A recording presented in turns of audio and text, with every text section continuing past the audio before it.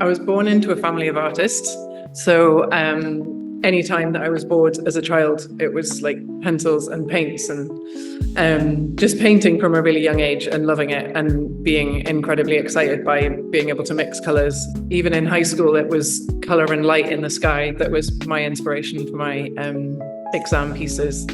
And the same in when I was a student at Duncan of Jordanson.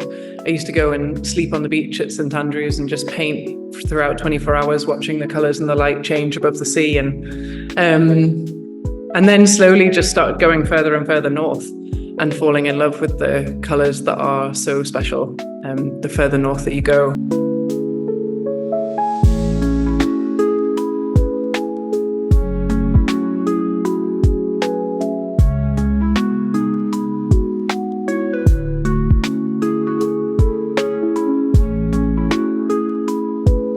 Been out for each different season now. I've made 4 expeditions and been really lucky to stay in research stations and work alongside scientists in the field and learn a lot about the landscape from a geological and climate change and air quality and biology perspectives.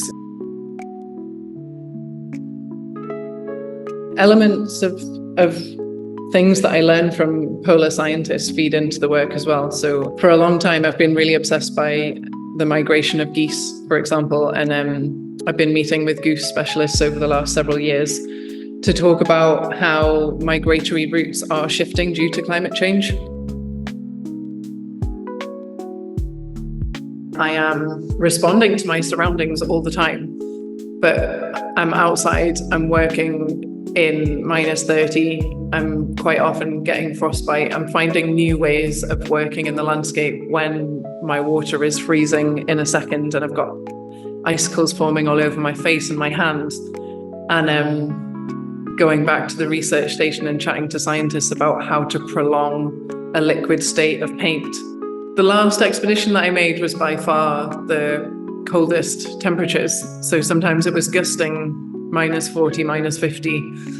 And I had inner gloves and outer gloves. And I'm naturally a really warm person and I'm very active. So I like run around. I always have a flask of hot coffee.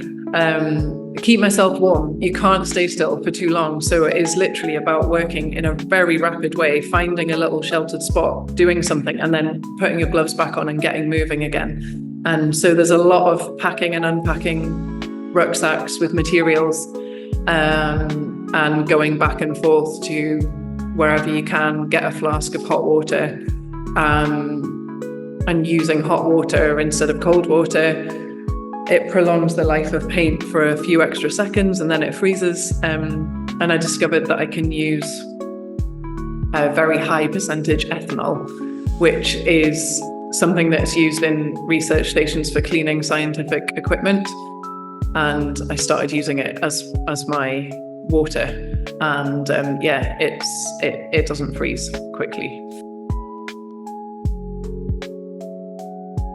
I think we, as artists, are able to facilitate opening discussions about important topics, and about also, I think one of the roles of an artist who goes to these places that not loads of people get to experience is to bring the reality of these landscapes down so that other people can enjoy them and experience them.